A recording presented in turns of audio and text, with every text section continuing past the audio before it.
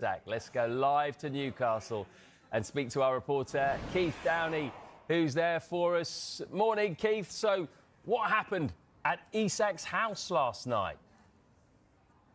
Oh, I think we'd all like to know the answer to that question. And look, we'll be endeavouring to find out how that meeting ended. But two of the club's directors, Jamie Rubin, who's been at the forefront of Newcastle's transfer business this summer, and also Jacobo Solis from the PIF, visited Alexander Isak yesterday in the build-up to kick-off.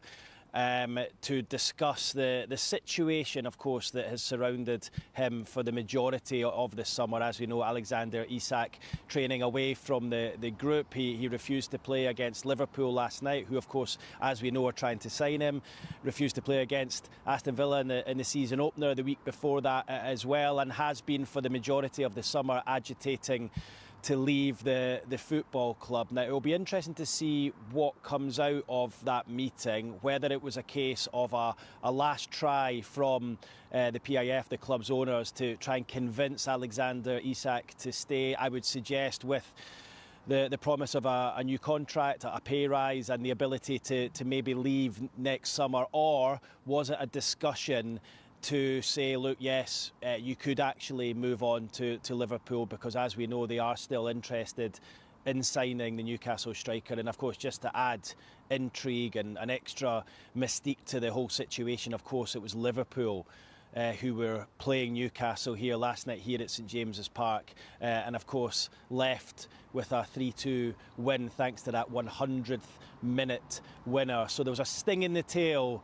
for Newcastle United last night. Will there be a sting in the tail with this Alexander Isak situation? I still don't think it's written in stone as to whether the Swedish striker will remain or leave. But of course, if he was to leave for Liverpool between now and Monday's deadline, it would be for a Premier League transfer record, and Newcastle working furiously in the background to try and line up a couple of replacements. But that has been the case, of course, for a number of weeks now.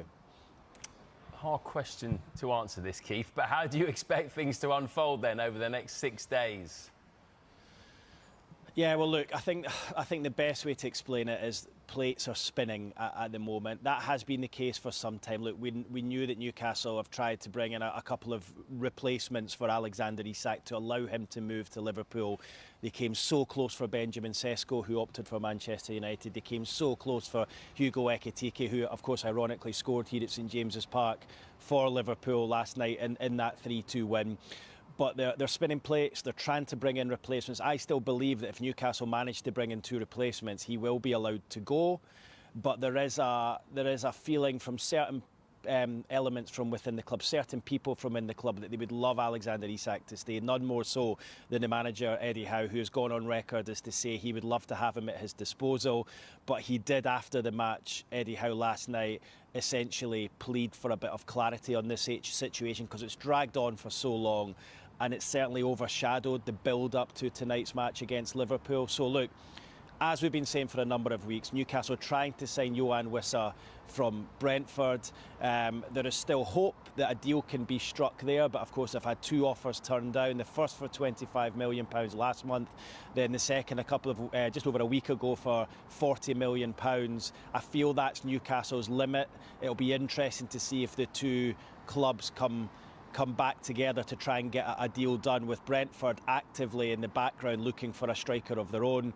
And the second is the news that we brought to you yesterday, that Newcastle had a £50 million offer to Wolves turned down for their striker Jørgen Strand Larsen. £50 million package, all up front, no add-ons, turned down. Wolves say they want to keep him, they can't lose him. They've lost a number of players this summer.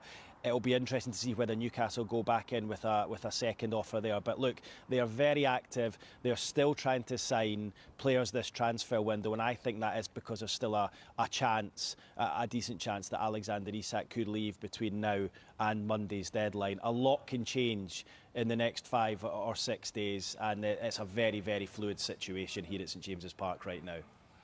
Great stuff. Cheers, Keith. OK, well, that is the Newcastle perspective. Let's get to Peter Stevenson and have a Liverpool perspective now. Afternoon, Peter.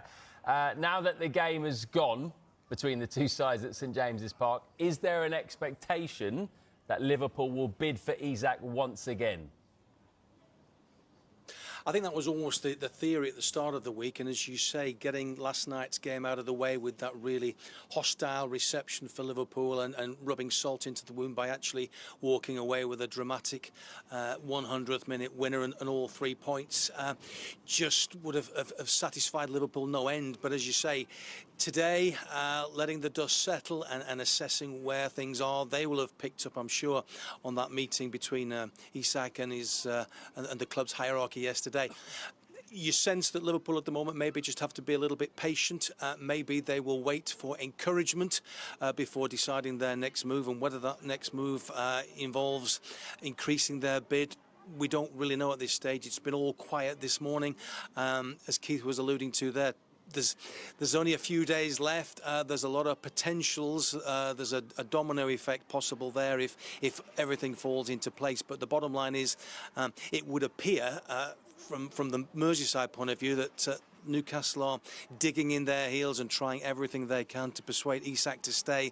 Eddie Howe saying last night as well that he wanted the players that really wanted to play at the club to stay there, that those were the type of players that he wanted. So you can sense that sort of desperation from the Newcastle end, especially with their injuries last night and their suspension that they picked up. So Liverpool at the moment, I think, content to play the waiting game and really waiting for information from that meeting. That would appear to be key to how this long-running saga that's dominated the summer, how it will eventually pan out.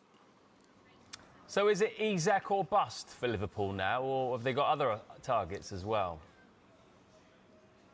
Well, if you look at the opening two results, the evidence of that suggests that, weirdly, scoring goals for Liverpool at the moment and wanting a top striker doesn't appear to be too much of a problem. They scored 4 against Bournemouth. They scored 3 last night. And in many ways, they seem to have plenty of options up top. I think a lot of their supporters, if you ask them, will express great concern about the way things are at the back.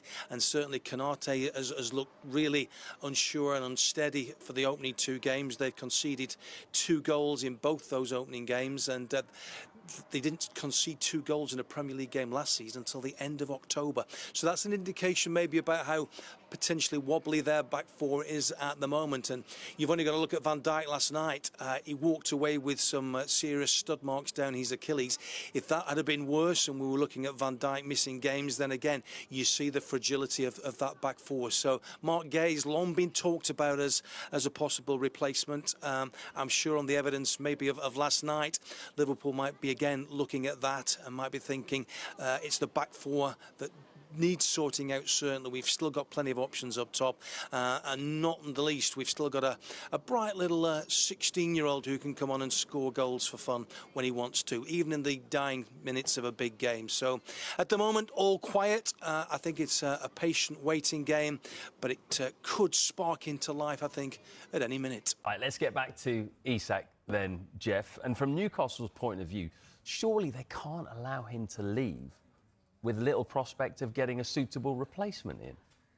Yeah, it depends how last night's talks went with the ownership group. Time is ticking now. I feel like it's getting later and later, and for them to get people in to replace him, it's difficult. Like we said earlier, they haven't even replaced Wilson yet. Yeah. And then if they're going to lose Isak as well, it's a bit of a sticky situation for them, and with it dragging on for weeks and months, obviously the whole club want him to stay, and that seems to be the best decision for them. But I think ultimately it might come down to what was talked about yesterday. Yeah. Well, I wanted to come on to that. Actually, it's a bizarre situation, isn't it? A couple of co-owners going round to a player's house to try and convince, we presume, to try and convince him to stay. It might have been something else, but going round to his house. What can we read into that? Have you ever heard of that situation before with an owner going to a player's house? No, I don't think I've heard of that, no. Reading into it, for me, it's because it's dragged on so long, it seemed messy. The whole vibe around it it's a little bit toxic. Depends what fan base you're looking at it from, but for them to step in and go to his house, it's like they're trying to show a strong hold and get him to stay at the club, because I think they see how much they really need him to stay now. Yeah.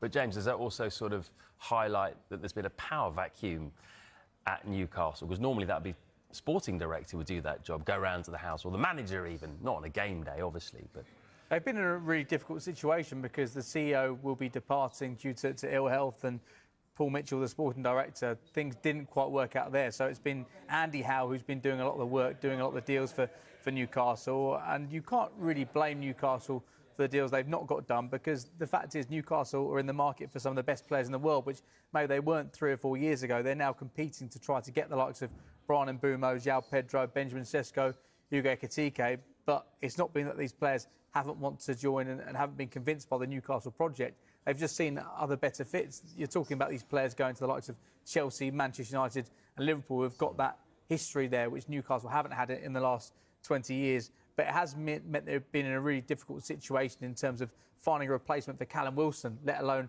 one that could come in and replace Alexander Isak, which means that as things go towards the end of this deadline and this window, it's becoming more and more unlikely that Isak leaves, even if they get the money they want for him, because at this moment in time, they can't sign one replacement when they need 2. well, that's the thing, isn't it? The fact they haven't replaced Wilson, that's not helping Isak at all, is it, in terms of wanting to get a move? No, and there's a similar situation with Johan Wissa at Brentford. They only want to let Wissa go if they've got a replacement for him. So you need a lot of things to fall into line for these deals to happen. And when you look at the fact that clubs know that Newcastle have money to spend, they know that they've gone into the market to sign the likes of Sesko. They agreed a deal to sign Sesko for around £65 million. So selling clubs know that Newcastle have this money, and that's why clubs like Wolves and Brentford don't want to sell the likes of Strand Larsen and Wissa on the cheap when they know Newcastle are desperate. They have that money to spend. So it means that Newcastle are in a situation where do they pay over the odds for players to simply ensure they've got strikers in,